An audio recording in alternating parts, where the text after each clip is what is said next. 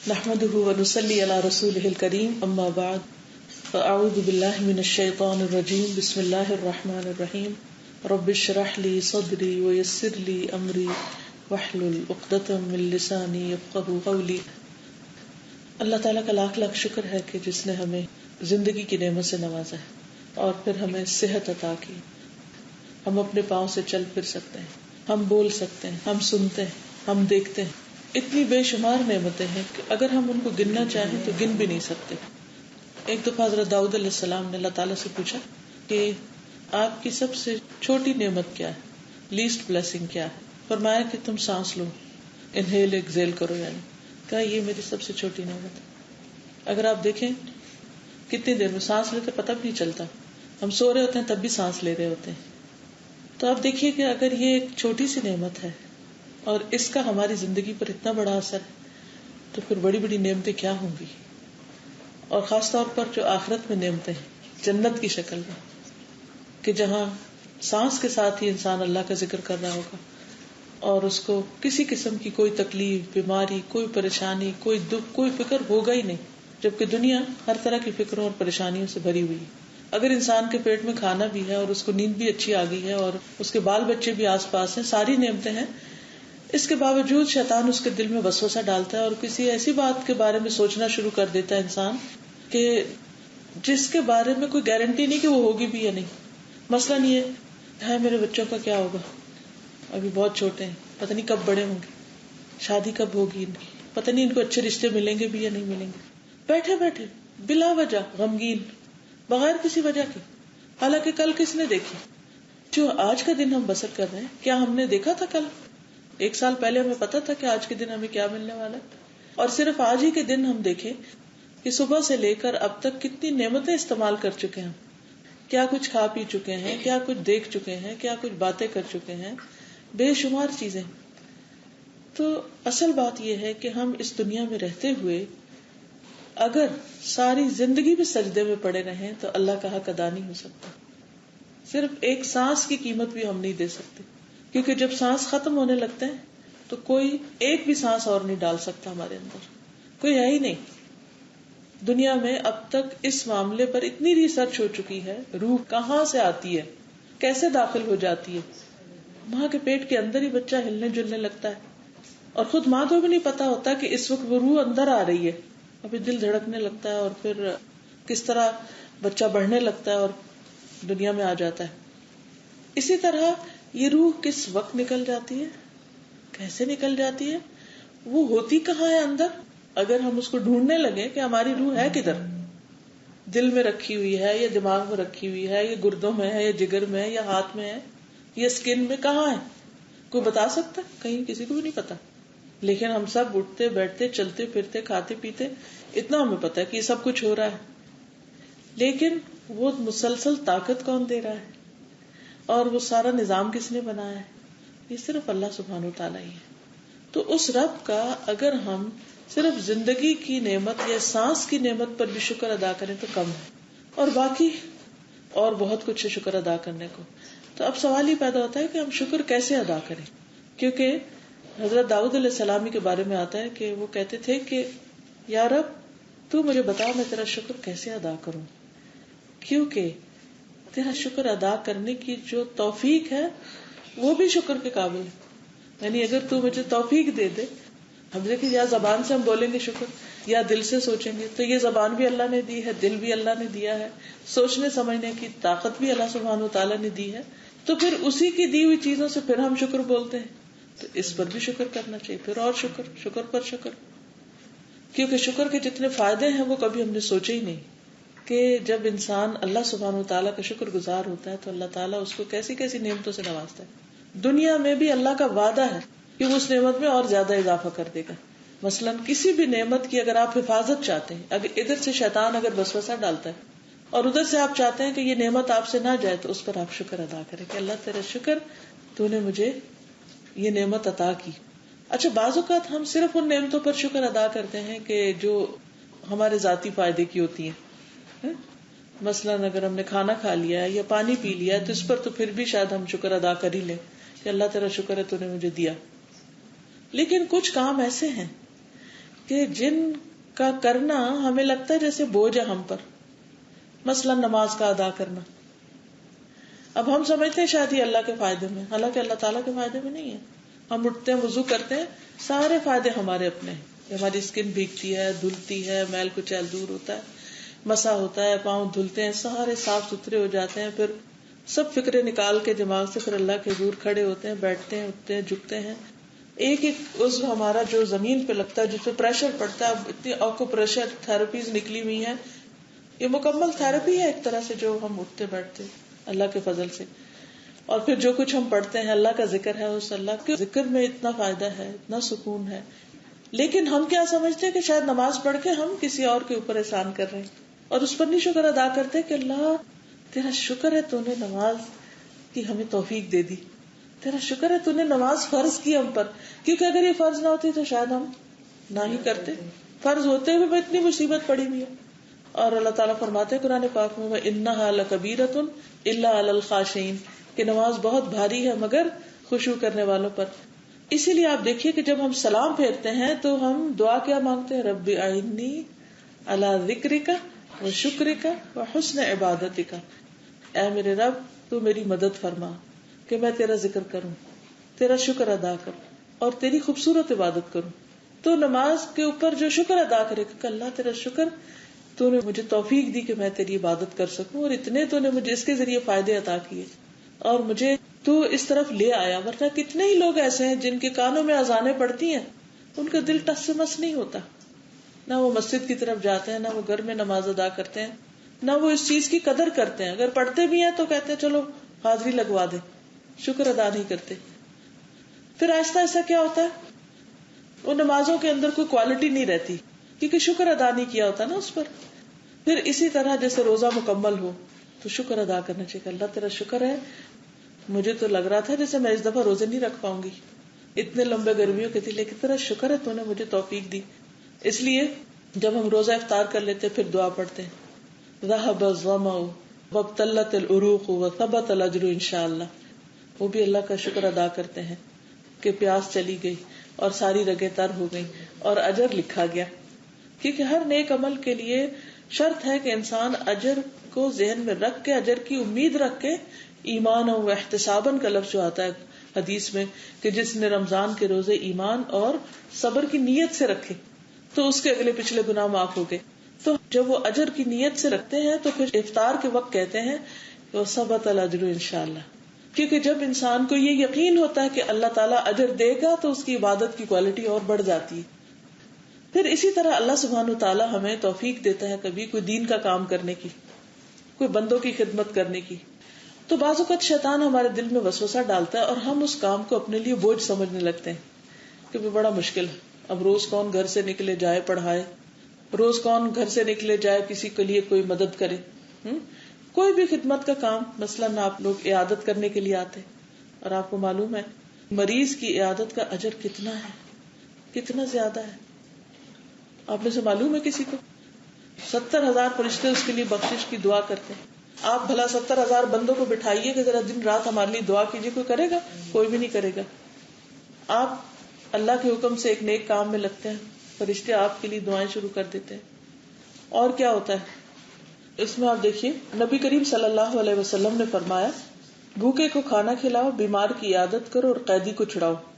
فرمایا جب کوئی مسلمان بھائی کی عیادت کے لیے جاتا ہے تو وہ بیٹھنے تک، جب تک وہ وہاں بیٹھا رہتا ہے جنت کے میووں میں چلتا ہے، گویا وہ اپنے لیے میوے چن رہا ہے. جب وہ بیٹھ جاتا ہے تو رحمت اسے ڈھانپ لیتی.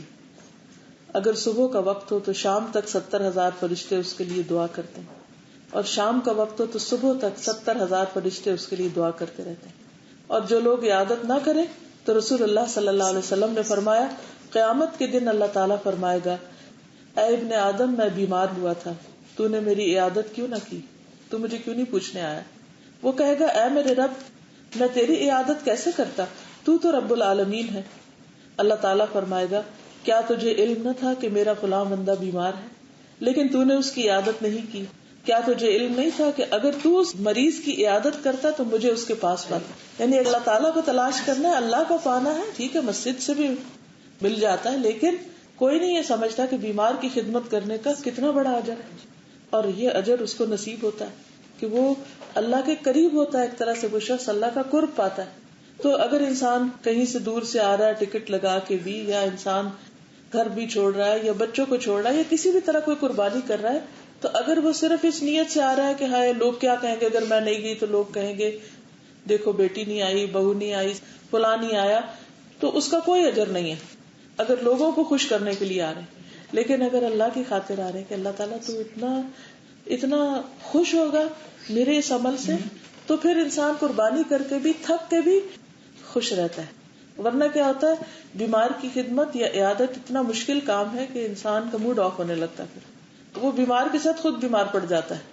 لیکن اگر یہ اجر سامنے ہو کہ میں ہر وقت اللہ کے قرب میں ہوں، اور قیامت کے دن اس کا اتنا زبردست اجر ہے اور اتنے فرشتے میرے لیے دعائیں کر رہے ہیں، تو پھر انسان کے لیے کچھ بھی مشکل نہیں یہ کام، بلکہ وہ اس کو بہت شوق کے ساتھ کرے گا اور اس پر شکر ادا کرے گا کہ یا اللہ سب میں سے تو نے مجھے چن لیا کہ میں یہ کام کروں.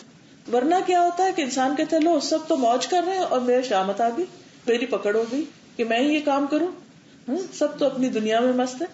دو تھنکنگ ہے نا، ایک یہ ہے کہ انسان کہ اللہ تیرا شکر ہے تو نے مجھے چنا اس کام کے لیے، اور دوسرا یہ کہ میں ہی کیوں. اسی طرح کوئی بھی کام، مثلا بعض اوقات یہ ہوتا ہے کہ آپ کو کسی کا کوئی کام کرنا پڑ جاتا ہے، کسی بھی قسم کا کوئی کام، کوئی آپ کو کہہ دیتا ہے اچھا میرے لیے بازار سے خرید لاؤ فار ایگزامپل، کوئی کہہ دیتا ہے اچھا میرے لیے ایک فون کال کر دو، کوئی کچھ کہہ دیتا ہے تو آپ کہتے اف اللہ اب یہ کیا. یہ بھی اللہ ہی توفیق دیتا ہے یا اللہ ہی کی طرف سے آپ کے لیے نیکی کا ایک موقع آتا ہے. چاہے نماز ہو، چاہے صدقہ خیرات ہو، چاہے روزہ ہو، چاہے کوئی بھی نیکی ہو، یہ ساری صرف اللہ کی توفیق سے بندہ کر سکتا ہے، اور ان کے مواقع بھی اللہ دیتا ہے. ہزاروں لوگ دنیا میں ان کو پتہ ہی نہیں نماز کیا ہوتی ہے، ان کو پتہ ہی نہیں روزہ کیا ہے، ان کو پتہ ہی نہیں کسی چیز کا. تو اگر ہمیں کوئی بھی نیکی چھوٹی یا بڑی کرنے کا موقع مل رہا ہے تو اس پر شکر کرتے رہنا چاہیے. تو اللہ تعالیٰ وہ نیکی کی توفیق دیتا رہے گا آپ کو، آپ اور بھی کرتے رہیں گے. ورنہ اللہ موقع چھین لے گا، وہ اللہ تعالیٰ کسی اور کو موقع دے دے گا. تو اس لیے کوئی بھی کام کرنا پڑے تھوڑی دیر کے لیے سوچ لیں، ٹائم لے لیں، کیوں کروں؟ اللہ کے لیے کروں، بندے کے لیے کروں، اجر کے لیے کروں، دنیا کے فائدے کے لیے کروں، کسی غرض یا مقصد مفاد کے لیے کروں. کیونکہ بعض اوقات ایسے بھی ہوتا ہے کہ لوگ اپنے والدین تک کی خدمت کسی مقصد کے لیے کر رہے ہوتے ہیں، اور کرنے کے بعد احسان بھی جتا دیتے ہیں یا کچھ باتیں بھی سنا دیتے ہیں، ایون بوڑھے ماں باپ کو بھی سنا دیتے ہیں. تو اللہ تعالیٰ قرآن پاک میں کیا کہتے ہیں، وَلَا تَقُلْ لَهُمَا اُفٍّ، اف بھی نہ کہنا، وَلَا تَنْهَرْهُمَا، وہ نہیں سنتے تو ڈانٹنا بھی نہیں، ان کو جھڑک کے بھی نہیں بات کرنا، سختی سے بھی نہیں بات کرنا، کیونکہ بوڑھے لوگوں کے ساتھ گزارا کرنا مشکل ہوتا ہے بندے کے لیے. تو بہرحال کہنے کا مقصد یہ ہے کہ اللہ نے جو کچھ ہمیں دے رکھا ہے نا، زندگی دی ہے نا، سانس دی ہے تو کچھ کرنے کے قابل ہیں. اگر یہ سانس نہ ہو تو کیا کریں ہم؟ کچھ بھی نہیں. اور یہ بھی آپ کو معلوم ہے کہ ایک ایک دن کی نماز ہمارے اعمال نامے میں کاؤنٹ ہوگی. 3 لوگ اکٹھے مسلمان ہوئے تو ایک پہلے شہید ہو گیا، پھر دوسرا، پھر تیسرا، تو جو آخر میں تھا اس کے درجے کہیں بلند تھے پہلے اور دوسرے. تو وجہ کیا؟ فرق تھا 1 سال کے نماز اور روزوں کا. تو اگر اللہ نے ہمیں زندگی دی ہے، اگر اللہ نے ہم کو صحت دی ہے، اگر اللہ نے ہم کو طاقت دی ہے، اگر اللہ نے ہم کو کوئی کام کرنے کا موقع دیا، کوئی راہ دکھائی ہے، تو اس کو خوشی سے کریں. کیونکہ اللہ تعالیٰ واضح فرماتے ہیں لَإِن شَكَرْتُمْ لَأَزِيدَنَّكُمْ وَلَإِن كَفَرْتُمْ إِنَّ عَذَابِي لَشَدِيدٌ، کہ اگر شکر کرو گے زیادہ دوں گا، اگر کفر کرو گے یعنی ناشکری کرو گے تو میری سزا بھی سخت ہے. یعنی بعض اوقات ایسا بھی ہوتا ہے کہ اللہ تعالیٰ کو تو ہماری عبادت کی ضرورت نہیں، لیکن اگر کوئی شخص عبادت میں کوتاہی کرتا ہے، نماز نہیں پڑھتا یا اور کام نہیں کرتا، تو اللہ سبحانہ تعالیٰ دنیا میں ہی اس کا مزہ چکھا دیتے ہیں.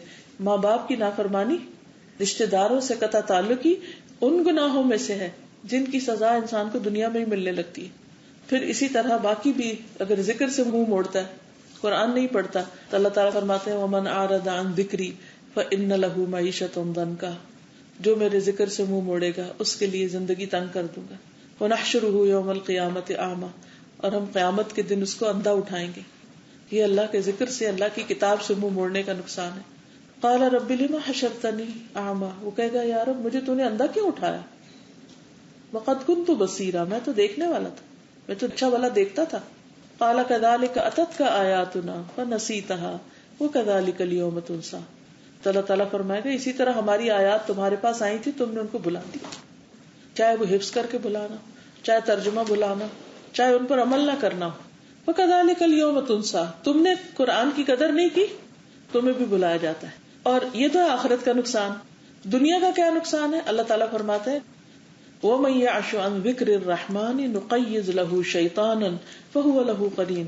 جو ہمارے ذکر سے منہ موڑتا ہے ہم اس کے اوپر شیطان مسلط کر دیتے ہیں اور وہ اس کا دوست بن جاتا ہے. ایسے شخص کی فرشتوں سے دوستی کی بجائے، اللہ کے قرب کی بجائے شیطان کی دوستی ہو جاتی ہے. شیطان اس کو اپنے قابو میں کر لیتا ہے. نُقَيِّضْ لَهُ شَيْطَانًا فَهُوَ لَهُ قَرِينٌ. تو ہمیں ایک طرف عبادات کے اوپر توجہ دینی، اللہ تعالیٰ سے اپنا تعلق مضبوط کرنا ہے، اور جو بھی عبادت چھوٹی یا بڑی تو کرنے کے بعد کہ اللہ تیرا شکر. دوسری طرف بندوں کے حقوق، جو بھی اللہ تعالیٰ توفیق دے.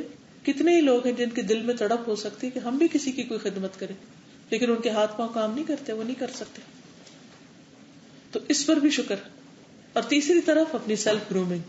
سیلف گرومنگ کا مطلب کیا ہے کہ اپنا خیال اس درجے میں کہ انسان فزیکلی، مینٹلی، اسپرچولی ہیلتھی ہو تاکہ وہ کچھ نہ کچھ کرتا رہے. اس کے لیے 2-3 چیزیں ضروری، جیسے صحیح جسمانی غذا ہو، بیماری پر صحیح دوا ہو. اسی طرح اسپرچولی بھی صحیح علم حاصل کرے انسان جو قرآن اور سنت کا ہے. یہ کتاب ہمارے لیے بھیجی گئی ہے نا، اگر ہم نہیں اس کو پڑھیں گے تو پھر یہ کیوں آئی؟ دوسری طرف نبی صلی اللہ علیہ وسلم کی صحیح احادیث. اور الحمدللہ اللہ تعالیٰ نے امت میں ایسے اسکالر پیدا کیے کہ جنہوں نے صحیح اور غیر صحیح کو الگ الگ کر کے رکھ دیا. تو انسان کی ہمیشہ دنیا میں اصلی مال کی خواہش ہوتی ہے نا، انہیں کہتے ہیں یہ نمبر 2 ہے، یہ نہیں لینا. کوئی بھی چیز اب ہم خریدتے ہیں بازار میں، کوئی بھی چیز اپنی چوائس کرتے ہیں تو ہمیشہ کہتے ہیں اچھا یہ کہاں کی بنی، اچھا لکھا تو یہ ہے لیکن یہ صحیح والی چیز نہیں. ایک ہوتا ہے نا، جیسے ڈیزائنر کا کوئی بیگ ہے تو 1-2 نمبر مال بازار میں ملتا ہے، اسی کی بالکل کاپی مل رہی ہوتی ہے. تو اسی طرح دین کے معاملے میں بھی بعض اوقات لوگوں نے، چونکہ ان کی اپنی بات میں اتنا اثر نہیں تھا تو انہوں نے کچھ باتیں دین میں بنا لی، تو ان چیزوں کو ہٹا کے اصلی خالص دین کے اوپر انسان کو مضبوطی سے جم جانا چاہیے. اور تیسری یہ کہ اس کے لیے دعا کرنی چاہیے. نبی صلی اللہ علیہ وسلم کو اللہ تعالیٰ نے فرمایا تھا وَقُلْ رَبِّ زِدْنِي عِلْمًا، کہ اے میرے رب میرے علم میں اضافہ فرما. تو ہمیں ہر روز جیسے کھانا کھاتے ہیں نا، ایسے ہی کچھ نہ کچھ ضرور پڑھنا چاہیے، کچھ نہ کچھ ضرور سننا چاہیے، سیکھنا چاہیے. ہر روز ہمارا علم کل سے بہتر ہونا چاہیے، آگے جانا چاہیے، ایک سٹیپ اوپر. اور اگر اللہ تعالیٰ توفیق دے اور آپ لوگوں کے پاس ٹائم ہو تو اپنا ٹارگٹ رکھ لیں، روز کی قرآن کی ایک آیت یاد کر لیں. قیامت کے دن جنت کے اتنے درجے ہوں گے جتنی آیات ہوں گی، اور اللہ تعالیٰ فرمائے گے پڑھتا جا اور چڑھتا جا، اور تیرا مقام وہ ہے جو تیری آخری آیت جو تجھے یاد ہے. تو 10 آیتیں یاد ہیں یا 100 ہیں یا 200 ہیں، اگر اللہ نے ہم کو صحت دی. اور بعض اوقات ہم کہتے ہیں ہماری عمر زیادہ ہوگی، نہیں. میں ایک کسی کا قصہ پڑھ رہی تھی کہ 80 سال کی عمر میں خاتون نے قرآن حفظ کر لیا. وہ لگی رہی پھر بھول جاتا، پھر لگی نہیں، ہو گیا ان کا. ہمارا بھی ہو سکتا ہے. یہ آخری عمر جو ہوتی ہے ہم بونس میں گزارتے، تو یہ جو بونس میں ہمیں ملا ہوا ہے اس کو ہم اتنے اچھے سے زیادہ قرآن پڑھتے ہوئے اور زیادہ سے زیادہ ذکر کرتے ہوئے گزارے تاکہ اللہ سبحانہ وتعالی ہم سے راضی ہو جائے. مجھے امید ہے کہ جو دعائیں بھی آپ پڑھتے ہوں گے اس میں جو سب سے پہلی صبح شام کے اذکار کی جو تسبیح ہے اللہ سبحانہ وتعالی کی، یہ اتنی خوبصورت ہے. اس کے بارے میں جو حدیث ہے وہ میں آپ کو سناتی ہوں. اللہ سبحانہ وتعالی کی جو حمد و ثنا ہم کرتے ہیں تو اس کے بارے میں آتا ہے، حضرت جویریہ کہتی ہیں کہ جب نبی صلی اللہ علیہ وسلم فجر کی نماز کے بعد صبح سویرے ان کے پاس سے نکلے تو وہ اپنی نماز کی جگہ پر تھی. چاش کے وقت جب آپ لوٹے تو دیکھا کہ وہیں بیٹھی ہیں. آپ نے فرمایا تم اسی حال میں رہی جب سے میں نے تم کو چھوڑا؟ تو حضرت جویریہ نے کہا جی ہاں. آپ نے فرمایا میں نے تمہارے بعد 4 کلمات 3 بار کہے، اگر وہ ان کلمات کے ساتھ تولے جائیں جو آج تم نے اب تک کہے ہیں تو وہی بھاری ہوں گے.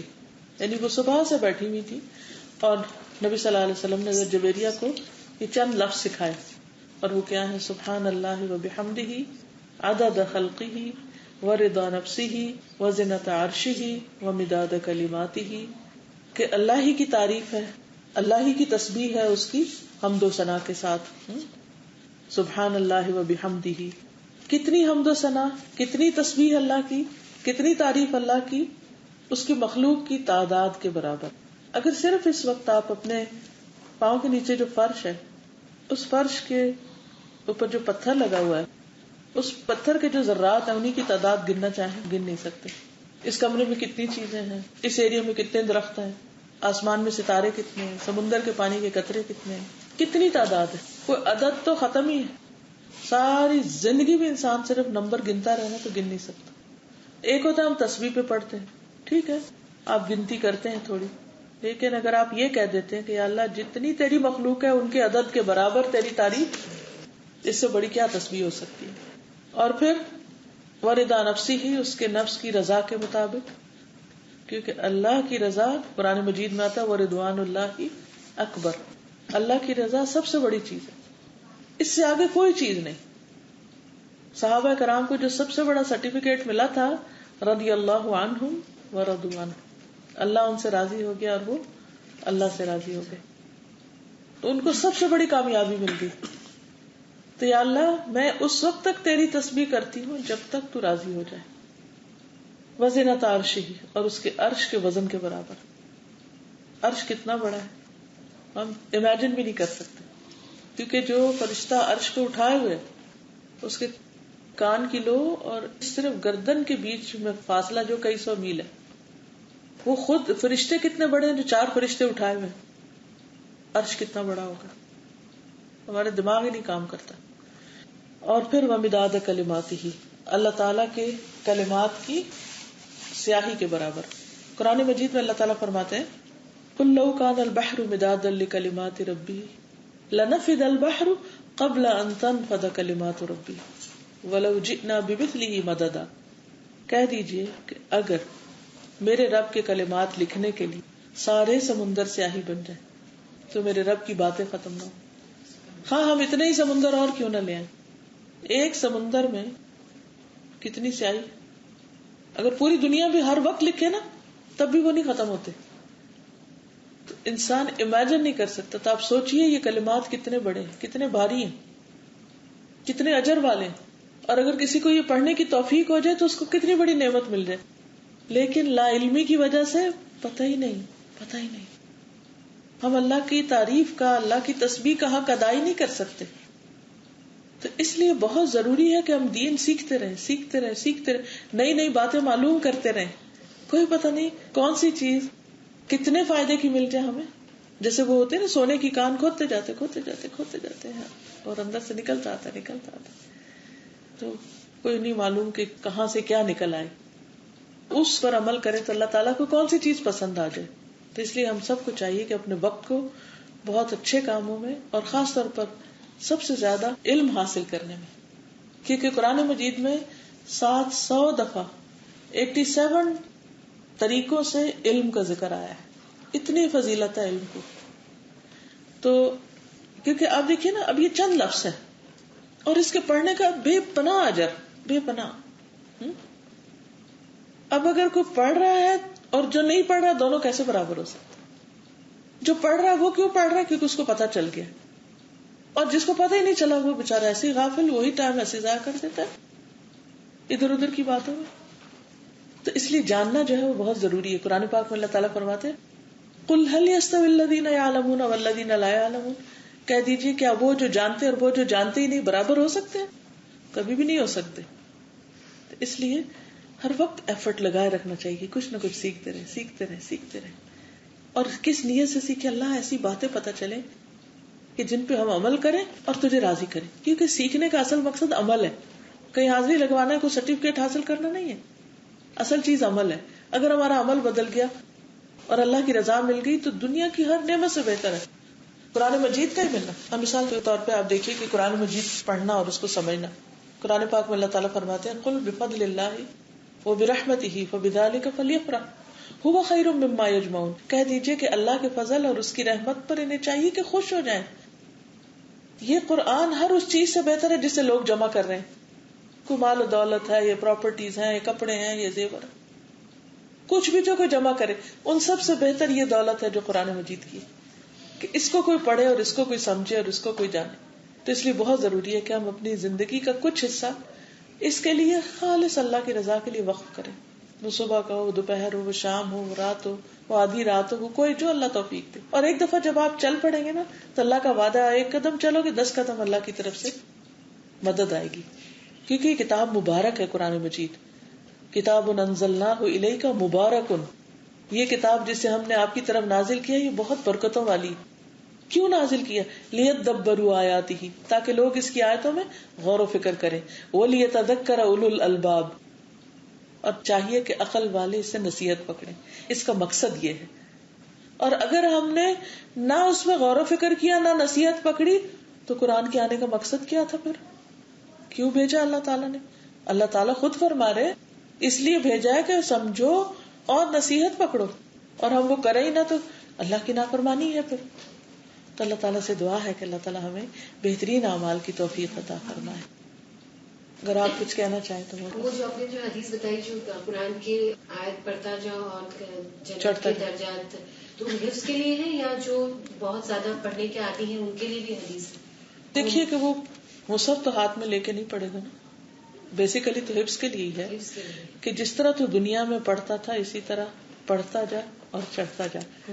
اب آپ دیکھیے کہ اگر وہ آتی ہی نہیں، مثلا آپ سوچیے کہ سیڑھی پہ آپ چڑھ رہے ہیں اور وہ سیڑھی کے سٹیپ اتنے نہیں ہیں، جنت کے ایک درجے سے دوسرے درجے تک، اس سے اگلے درجے، اس سے اگلے درجے، کتنی بلندیاں ہوگی اللہ عالم. تو ظاہر ہے کہ جس کے سینے میں ہوگا وہی پڑھ سکے گا نا. ٹھیک ہے، لیکن حفظ کرنے کا مطلب صرف زبانی رٹ لینا نہیں، بلکہ غور و فکر بھی کرنا ہے اور عمل بھی کرنا ہے. کیونکہ اگر عمل اس کے خلاف ہے تو قرآن اس کے خلاف حجت بنے گا. تو حفظ کا بہت اجر ہے، اور ایک ایک سورت کر کے اگر آپ کرنا شروع کر دیں تو اللہ تعالیٰ توفیق دے گا انشاءاللہ. سبحان اللہ والحمد للہ ولا الہ الا اللہ واللہ اکبر ولا حول ولا قوة الا باللہ العلی العظیم. اللہم صل علی محمد وعلی آل محمد كما صليت على إبراهيم وعلى آل إبراهيم إنك حميد مجيد. اللهم بارك على محمد وعلى آل محمد كما باركت على إبراهيم وعلى آل إبراهيم إنك حميد مجيد. ربنا آتنا في الدنيا حسنة وفي الآخرة حسنة وقنا عذاب النار. ربنا لا تزغ قلوبنا بعد إذ هديتنا وهب لنا من لدنك رحمة إنك أنت الوهاب. ربنا هب لنا من أزواجنا وذرياتنا قرة أعين واجعلنا للمتقين إماما. رب ارحمهما كما ربياني صغيرا. رب ارحمهما كما ربيانا صغيرا. رب ارحمهما كما ربيانا صغيرا. يا حي يا قيوم برحمتك نستغيث. لا إله إلا أنت سبحانك إني كنت من الظالمين. لا حول ولا قوة إلا بالله العلي العظيم. حسبنا الله ونعم الوكيل.